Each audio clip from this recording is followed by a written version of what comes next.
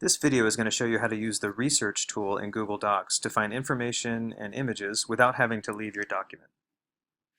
So I'm doing a project about Gandhi with a partner, and I don't really know much about him, so I need to do some research and get the important information I need for my presentation. So I've created this Google Doc to keep my notes and share it with my group members.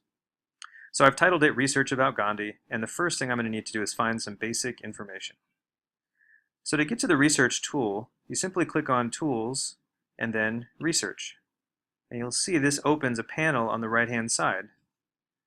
It has a search bar, and you'll see there are 5 different types of filters that might interest us. The first one is Everything, which is basically like doing a Google search. Images, which only finds images. Scholar, this is a search term for articles written by academics. So those articles are probably very reliable and they're written by experts. They're peer edited. I can use quotes, and I can search up dictionary terms. There's another option called tables, which might come in handy if you're doing something related to science and need to find data tables. So if I'm going to start my search about Gandhi, I should probably just do an everything search and find some basic information. Since he was a famous person, it has some quotes up here at the top. If I scroll down, I see images. And now I get web results, basically searches for websites. And of course, Wikipedia is probably going to be high on the list for any search you do. I think for basic info, Wikipedia is probably fine.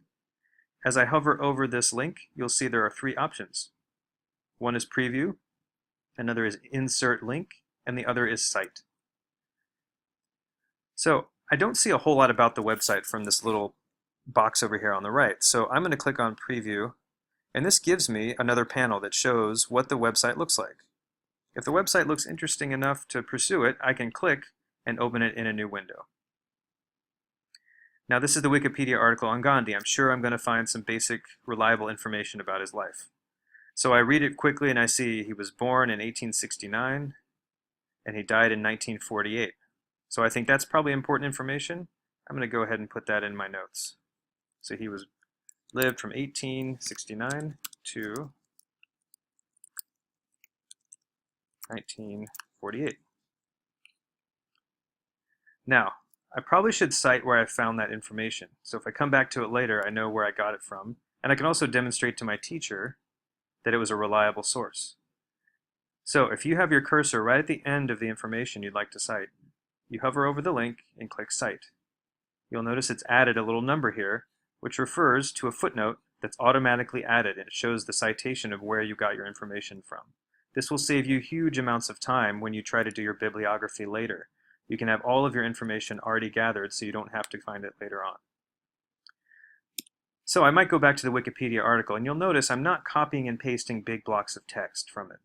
That is not good research. You need to read the information, pick out the important bits that you need, and type them in your own words.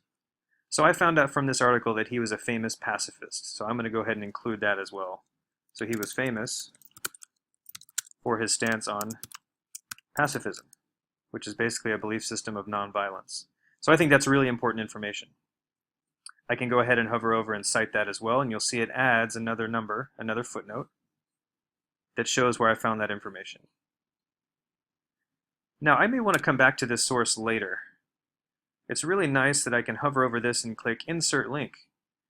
That provides you with a link in your notes directly to the source that you used. So I'm probably going to collect a lot of information from this source and put it here. Now I have a link that I can go back to it later. For my research, I'm probably going to want to find some images of Gandhi to use in my presentation.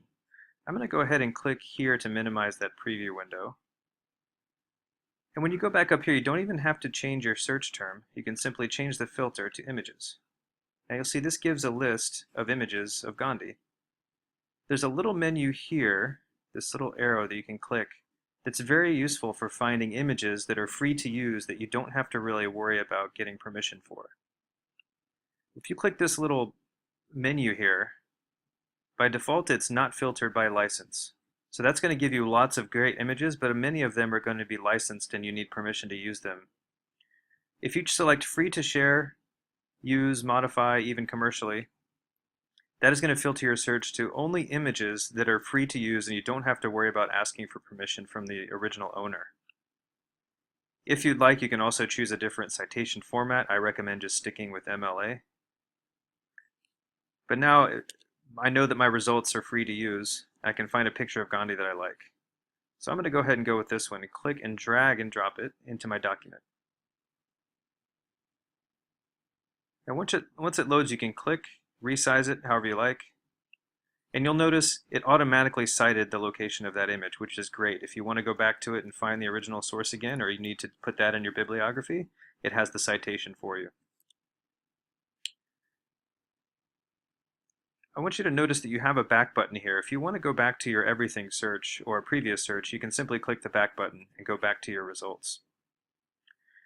I think it'd be pretty powerful to start my presentation with a quote. So I'm going to go ahead and change my filter again. You'll notice I'm not even changing the search term, just the filter to quotes. And I've got a whole long list of quotes here. I think I like this one. The weak can never forgive. Forgiveness is the attribute of the strong. So I'm going to go ahead and insert that into my notes. Again, it drops it in automatically with a citation, which is great. All of these resources are now collected. You don't have to spend a bunch of time going back and writing bibliographies. You have the things you need right there for you. We hope you find this tool useful, and we'd love for you to start using it in your projects at NIST.